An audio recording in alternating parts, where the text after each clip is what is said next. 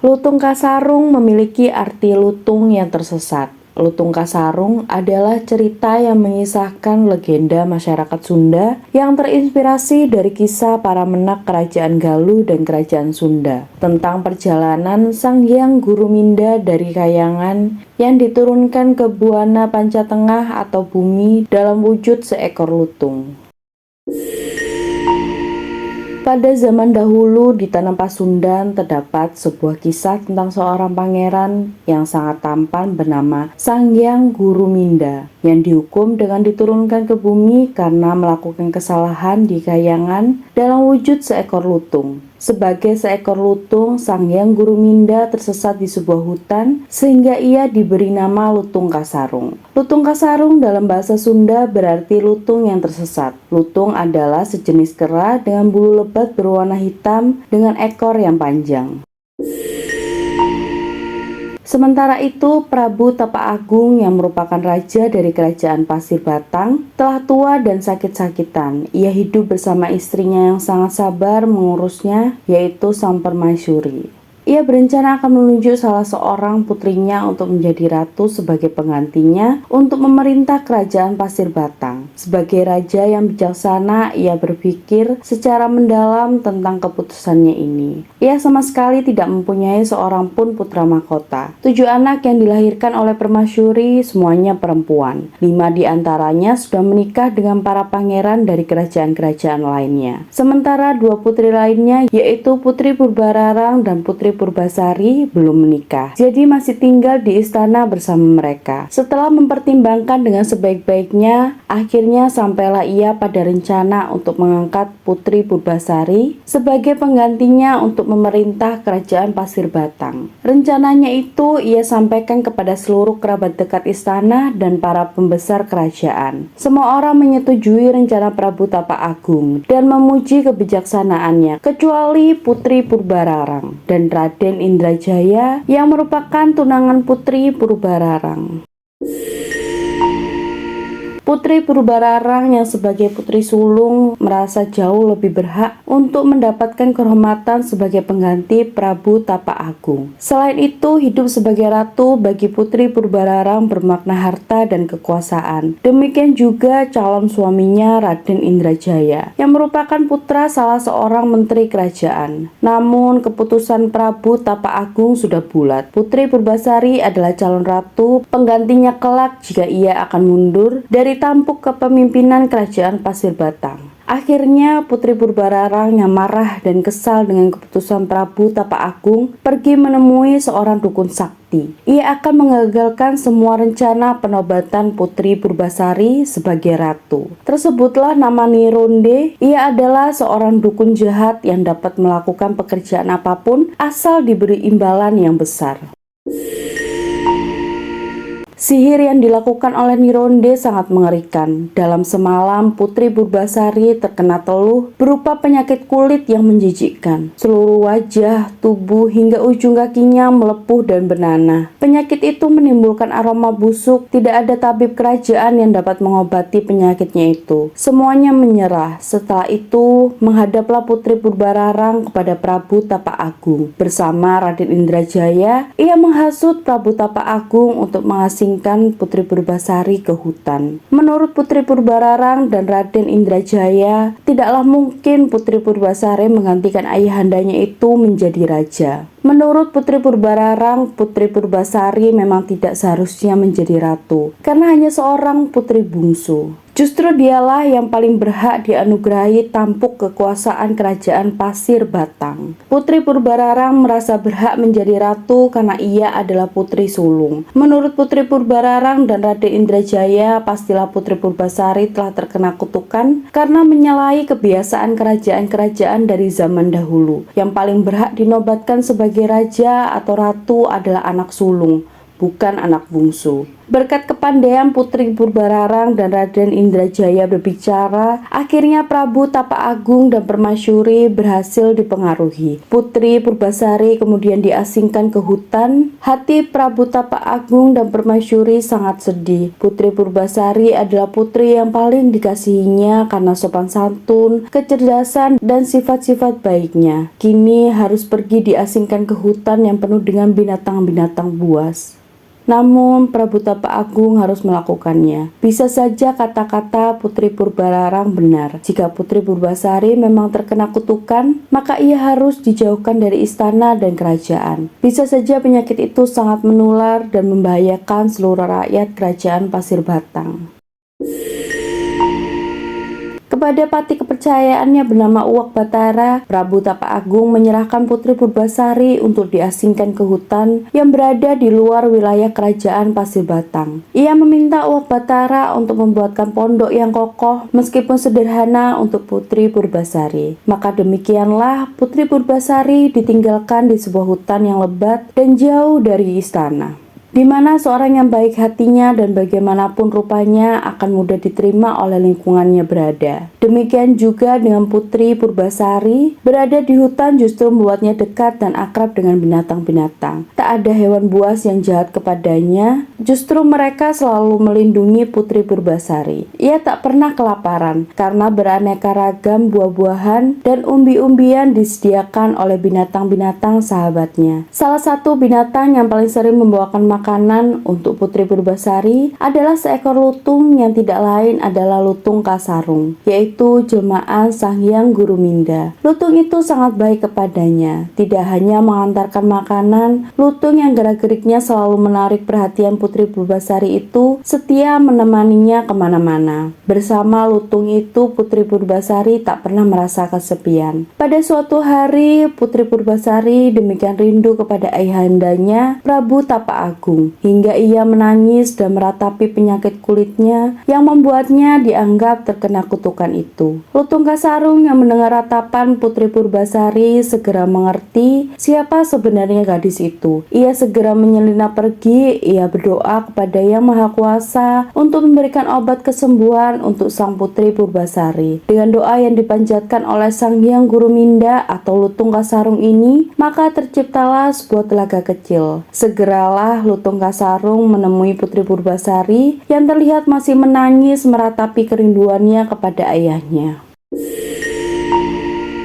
Lutung Kasarung kemudian menemui sang putri lalu berbicara dan meminta Putri Purbasari untuk mandi dan berendam ke telaga tadi. Betapa terkejutnya Putri Purbasari setelah mengetahui bahwa Lutung Kasarung ternyata bisa berbicara seperti manusia. Keajaiban itu tentu saja membuat Lutung Kasarung lebih mudah meyakinkan Putri Purbasari agar mau berendam dan mandi di telaga kecil. Putri Purbasari percaya bahwa lutung atau kera hitam legam berekor panjang itu bukanlah binatang sembarangan. Ia pasti telah dikirimkan oleh Yang Maha Kuasa untuk menolongnya. Benar saja setelah mandi dan berendam di air telaga kecil itu, penyakit kulit yang menjijikkan dan beraroma busuk yang diderita Putri Purbasari berangsur-angsur sembuh. Tidak ada bekas sama sekali di wajah dan tubuhnya bahwa ia pernah terkena penyakit kulit. Bahkan kulitnya menjadi lebih segar, cerah, dan halus jauh dari sebelumnya. Wajahnya yang memang cantik dan kulitnya yang halus menjadi lebih cantik dan kulitnya lebih bercahaya lagi. Putri Purbasari gembira sekali. Ia sangat berterima kasih kepada Lutung Kasarung dan bersyukur kepada Yang Maha Kuasa.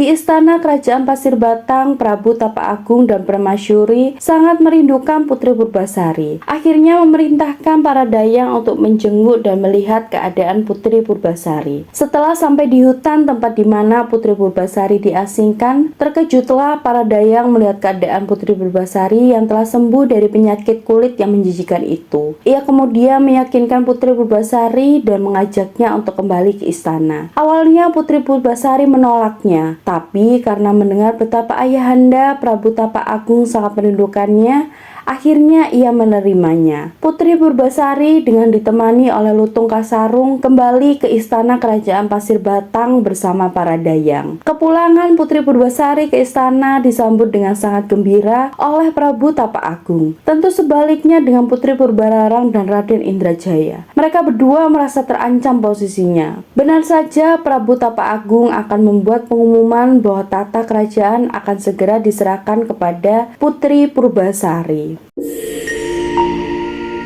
Putri Purbararang kemudian mengajukan keberatannya. Ia mengajukan syarat kepada Prabu Tapak Agung. Ia ingin mengadakan perlombaan memasak. Jika Putri Purbasari dapat mengalahkannya dalam perlombaan memasak makanan, maka ia bersedia secara sukarela membiarkan Putri Purbasari menjadi ratu. Namun, jika ia memenangkan perlombaan memasak itu, maka dialah yang berhak menjadi ratu di kerajaan Pasir Batang. Prabu Tapak Agung kemudian menyetujui syarat yang diajukan Putri Purbararang. Maka diadakanlah perlombaan memasak antara Purbararang dan Purbasari. Putri Purbararang dengan dibantu pelayan-pelayannya untuk memasak makanan dengan sangat cepat. Makanan yang dibuat Putri Purbararang tampak sangat lezat. Baunya harum semerbak. Putri Purbasari tentu saja kewalahan, ia bekerja sendirian. Akhirnya Lutung Kasarung memohon bantuan Yang Maha Kuasa, maka kemudian diturunkanlah para peri dan bidadari dari Hayangan untuk membantu Putri Purbasari memasak secara kasat mata. Putri Purbasari tampak memasak sendiri, padahal di sekelilingnya tanpa seorang pun menyadari para peri dan bidadari membantunya. Mereka menambahkan bumbu-bumbu rahasia dari Kayangan. Tak ada bumbu masakan lain di bumi yang bisa menandingi kelezatan makanan yang diberi bumbu ini. Akhirnya ketika para juri lomba memasak mencicipi masakan Putri Purbararang dan Putri Purbasari, maka kemenangan diberikan kepada Putri Purbasari. Putri Purbararang sangat kesal, ia menyangka dialah yang akan menang. Ia menolak mengaku kalah dan meminta diadakan lagi sebuah perlombaan, yaitu perlombaan rambut panjang dan indah. Karena kesabarannya, Prabu Tapak Agung memberikan kesempatan kedua kepada Putri Purbararang. Putri Purbasari tidak merasa takut sedikit pun akan kalah, meskipun ia tahu rambut kakaknya jauh lebih panjang dari rambutnya. Benar saja ketika Putri Purbararang membuka simpul kondenya, rambutnya hitam legam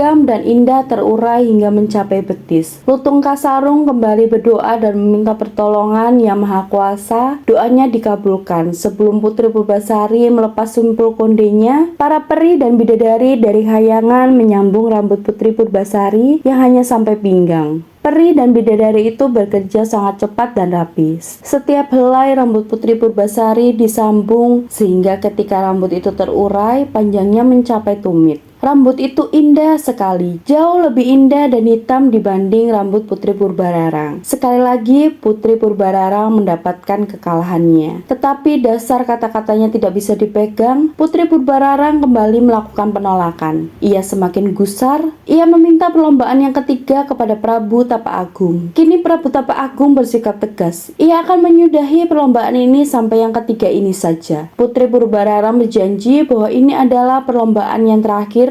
Bahkan ia bersumpah jika ia kalah maka ia rela dipancung dan tampuk kekuasaan kerajaan Pasir Batang akan menjadi hak sepenuhnya Putri Purbasari. Prabu Tapak Agung menyetujuinya.